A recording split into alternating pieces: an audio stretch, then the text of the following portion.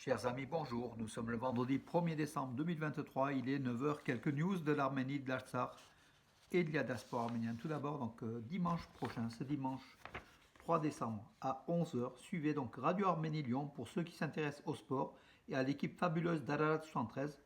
Donc une interview accordée par A. Rajag Sassounsi, donc l'animateur de Radio Arménie Lyon sur le sport, et surtout le sport, donc l'équipe d'Ararat 73, donc la fabuleuse équipe d'Ararat 73, qui a inscrit l'âge d'or du football arménien. Donc voilà, avec Soulen Bardasarian, qui est le Thierry Roland arménien, entre guillemets, qui était le commentateur de cette époque d'Ararat 73, mon collègue journaliste sportif Aaron Boyadjian, et puis moi-même, donc on est interrogé. L'émission a été enregistrée déjà, hein, elle dure plus d'une heure en arménien, et vous verrez, il y a énormément de choses sur le football arménien. Alors ceux qui s'intéressent au football et au sport et à l'Arménie et à Ararat 73, suivez ce dimanche 3 décembre à 11 heures Radio Arménie Lyon. Puis un coup de chapeau aussi donc, au Le Point qui a accordé donc une page à Corinne Zarzavadjian avec son livre Rose de Diyarbakir, une passion arménienne. Qu'on a reçu ici à Bourg-les-Valences avec Arménia, donc Corinne Zarzavadjian. Bravo à elle, en fait, elle poursuit donc son chemin. Donc voilà, un beau parcours, un beau livre qui est en librairie et vous pouvez ici trouver donc à Chabeuil la librairie L'écriture, écriture à Chabeuil aussi, hein, disponible. Donc vous pouvez le week-end le prendre et le lire. Voilà pour les informations locales et puis surtout littéraires au niveau de Corinne Zarzavadjian. Arat Mizoyan, le chef de la diplomatie arménienne, était hier à Skopje. Il a rencontré de nombreuses personnalités, dont Anthony Blinken, le secrétaire d'État américain, beaucoup de ministres des Affaires étrangères, en fait, hein, beaucoup de contacts informels. Mais à chaque fois, il a donc noté le désir de l'Arménie de parvenir à une paix que l'Azerbaïdjan ne désire pas pour l'instant. Et puis le sort des Arméniens de l'Artsakh, en fait, occupés par l'Azerbaïdjan. Donc il a affirmé qu'avec le consentement silencieux, donc lors de son discours au sommet de l'OSCE, en fait, des ministres des Affaires étrangères de l'OSCE, qui se déroulait donc à Skopje, en Macédoine du Nord, oui. Le chef de la diplomatie arménienne a affirmé qu'avec le consentement silencieux de la communauté internationale, l'Azerbaïdjan a atteint son objectif de longue date, obtenir le territoire du Haut-Karabakh sans les Arméniens. Voilà donc une phrase qui en dit long et qui accuse la diplomatie internationale. Le silence durant les 10 mois de blocus soumis à la population de l'Artsakh par l'Azerbaïdjan et qui a fini par liquider, par vider de sa substance arménienne ce territoire arménien depuis la nuit des temps, le Haut-Karabakh, qui n'est pas perdu pour toujours, hein, puisque le désir de retour y est fort. Et de toute façon, l'histoire n'est pas terminée, tout simplement. Hein, voilà.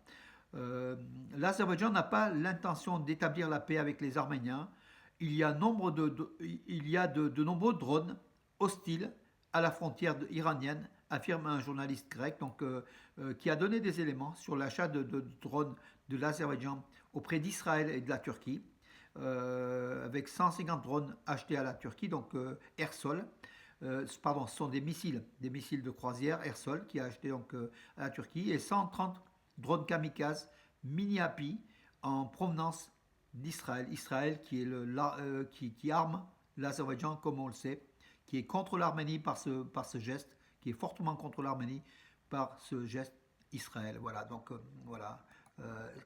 Les Arméniens le savent, ils le disent, et on le dira de toute façon toujours, que l'État d'Israël est hostile à l'État d'Arménie, puisque les armes vendues à l'Azerbaïdjan sont utilisées contre les Arméniens qui ont produit des milliers de morts lors de la guerre de 44 jours en Artsakh, au rang des soldats arméniens, par des drones turcs et surtout des drones israéliens de précision en fait. Hein, voilà. Ils ont une forte technologie, donc Israël, et qui est mis au service du mal, de la puissance du mal qui est aujourd'hui l'Azerbaïdjan contre l'Arménie. Elle n'est pas utilisée contre l'Iran, elle est utilisée contre l'Arménie jusqu'à présent. Combien de prisonniers arméniens sont-ils détenus illégalement à Bakou? Officiellement, 55, mais plus que 80 en réalité. Voilà,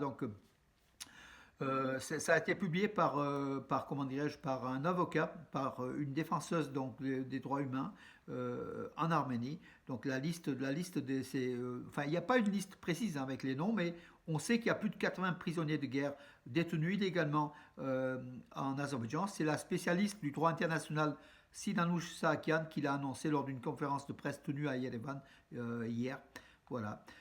Cette liste de civils et de militaires arméniens, donc dedans il y a plus de militaires que des civils hein, d'ailleurs, on aimerait bien que le gouvernement arménien puisse publier les noms, prénoms et photos de ces 80 détenus illégalement en Azerbaïdjan. Regardez ce qu'on voit pour Israël. Donc le nom, prénom, la vie, toutes les minutes, en fait c'est médiatisé, tout est médiatisé au niveau des prisonniers détenus par la Hamas, des prisonniers israéliens. On ne sait pas pour les Arméniens. Pour l'Arménie communique très peu. Voilà. Donc, en fait, ce manque de communication nuit à l'établissement de la paix. Il faut que l'Arménie communique davantage les images, les photos, les vidéos de tous ces prisonniers de guerre détenus en Azerbaïdjan. Ils sont au nombre de plus de 80. Nous, on aimerait savoir leur nom, leur prénom. Une partie, on le sait. Hein. Et puis, il y a des, comment dirais-je, il y a des organisations qui sont chargées aussi de soutenir ces prisonniers de guerre arméniens détenus illégalement en Azerbaïdjan. Mais on aimerait bien que le gouvernement arménien, le ministère des Affaires étrangères d'Arménie, qui est efficace, hein, Arat Mirzoyan, multiplie les rencontres. À chaque fois, il n'oublie pas de rappeler que la paix n'est toujours pas en place et que l'Azerbaïdjan refuse cette paix. Il dénonce quand même les actions du Bakou. Il devrait aussi publier la liste complète des plus de 80 détenus arméniens illégalement en Azerbaïdjan. On en connaît quelques-uns, bien sûr, mais pas tout. On aimerait avoir une liste exhaustive. On devrait, pour un gouvernement arménien, ça doit être son rôle de publier les citoyens arméniens d'Arménie et de l'Artsakh détenus illégalement par l'Azerbaïdjan. Le mensuel Forbes américain hein, donc, consacre un bel article sur le vin arménien. Voilà, donc en fait, c'est une journaliste de Forbes qui s'appelle Lisa Zimmerman qui a titré Exploring Armenian Wine, donc découverte du vin arménien. Elle a été en Arménie découvrir le vin arménien qu'elle ne connaissait pas d'après ses dires et qui pourtant est l'un des plus vieux du monde, sinon le plus vieux du monde, hein, au niveau de l'usine à vin qu'on a découvert à Areni, voilà, avec des cépages endémiques, hein, très très anciens. Elle a fait un bel article pour faire découvrir l'Arménie, le vin arménien en Arménie, et c'est dans Forbes, donc paru donc, le 28 novembre, c'est sur le site hein, de Forbes. On l'a diffusé sur le Armé News et puis vous pouvez le trouver aussi sur ma page Facebook si vous le désirez. En tout cas, le vin arménien est un vin qui monte de plus en plus sur le marché international. Il était très peu connu en Europe et aux États-Unis. Il commence à être découvert et de plus en plus connu. Et il mérite d'être connu parce que c'est un très très bon vin.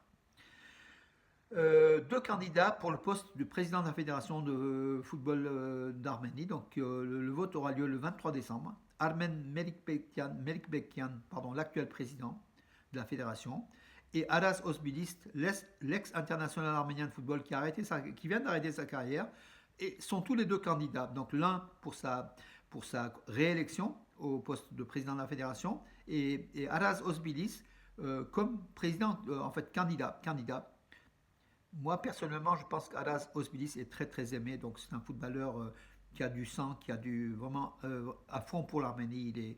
Il a joué à l'Ajax Amsterdam. Hein, donc, c'est un très bon joueur qui a arrêté sa carrière, qui a 4 enfants. Voilà, bravo à lui pour peupler l'Arménie. En tout cas, il habite en Arménie et puis il veut prendre la place de la présidence de la Fédération de football d'Arménie. Je pense que ça sera une bonne chose qu'un homme du football puisse prendre comme Didier Deschamps ici en France, alors que l'actuel président, Armen Melikbekian, est plus un fonctionnaire qu'autre chose. Donc du coup, en tout cas, mon cœur balance plutôt vers Aras Osbilis, hein, qui a terminé sa carrière à Urartu Yerevan. Et puis voilà, donc élection 23 décembre. À la tête de la Fédération arménienne de football. Les réfugiés arméniens du Haut-Karabakh ont le droit de rentrer chez eux, affirme l'ambassadeur de France en Arménie, Olivier de Cotigny, donc qui est très très actif. Bravo à ce diplomate arménien en poste à Yerevan. Il multiplie tous les jours, pratiquement, il réalise quelque chose. Il était avant-hier dans la région du Davouch à Etchevan pour un centre agricole de professionnels agricoles qui vient de s'ouvrir. Il est partout, il va dans le Sunnique, il va aux frontières, il est partout. Bravo Olivier de Cotigny, en tout cas c'est un diplomate, l'ambassadeur de France en Arménie qui mérite d'être un coup de chapeau, voilà, pour la défense justement de la France bien sûr, mais surtout aussi de l'Arménie. Il dénonce d'ailleurs la France est l'ami de l'Arménie, soutient l'Arménie, livre même des armes à l'Arménie, livre à l'Ukraine mais vend à l'Arménie, il faut quand même, la précision est importante. Mais en tout cas, bravo à la France, merci à la France, et on est fiers d'être français d'origine arménienne pour soutenir l'Arménie qui en a bien besoin au niveau de son territoire déjà souverain. Et la France la dénonce, donc revendique le territoire souverain, enfin revendique, soutient le territoire souverain de l'Arménie où il y a 200 km² qui sont encore occupés par les soldats azéris. Le président de l'Artsar, il est toujours président en fait, hein, alors, il s'appelle oui, Samuel Shahramanian. Il est d'après ses dires, en contact. Il a eu tous les prisonniers de guerre arméniens, y compris les anciens présidents et politiques détenus donc, en Artsar, de l'Artsar détenus à Bakou de façon illégale. Il les aurait eus au téléphone. Voilà, on ne sait pas si ce sont les détenus qui l'ont appelé ou c'est lui qui a appelé. En tout cas, c'est ce qu'il a déclaré à une commission donc, justement de justification sur la guerre de 44 jours en Artsar. Voilà, la sélection nationale d'Arménie, on revient hein, au football, mes amis, donc elle est 93e mondiale au lieu de 95e, donc elle a progressé de 2 places, voilà, après un match nul face au Pays de Galles, 1-1. Enfin, le but inscrit par Tingisian contre son camp, qui a fait 1-1, donc qui a fait permis au Pays de Galles d'égaliser alors que l'Arménie menait jusqu'à la dernière minute. Hein. S'il n'aurait pas inscrit ce but contre son camp, l'Arménie aurait joué les playoffs. En fait, oui, comment dirais-je, les playoffs, c'est le terme américain. Après les éliminatoires, ce sont les matchs de barrage pour l'Euro 2024 de football. Dommage, l'Arménie est passée tout près de l'exploit, mais on a confiance. L'Arménie, il viendra, il passera un jour, on aura une qualification en Coupe du Monde ou en Coupe d'Europe, c'est certain. Voilà mes amis pour aujourd'hui. Libre Média au Canada, donc je reviens sur donc l'actu, hein, l'interview que j'ai accordée donc à ce média qui est très lu. Notre article est le deuxième le plus lu donc, du site donc,